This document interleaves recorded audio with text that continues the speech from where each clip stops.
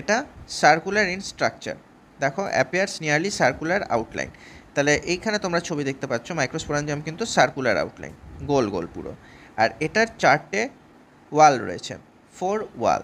তো সেগুলো কী কী, তার পরের লাইনে এখানে বলেছে এপিডার্মিস, এন্ডোথেসিয়াম, মিডিল লেয়ার আর ট্যাপেটাম। তো এপিডার্মিস হচ্ছে একদম বাইরেরটা, তার ভেতরেরটা এন্ডোথেসিয়াম, মিডিল লেয়ার আর ট্যাপেটাম।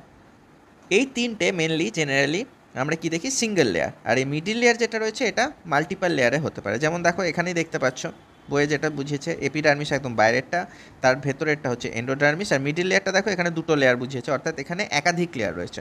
আর তারপরে যেটা রয়েছে এটা tapetum.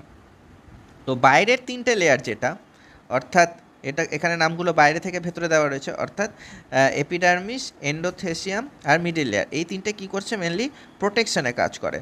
Outer 3 layer perform the function of protection, যাতে এই ভেতরে যে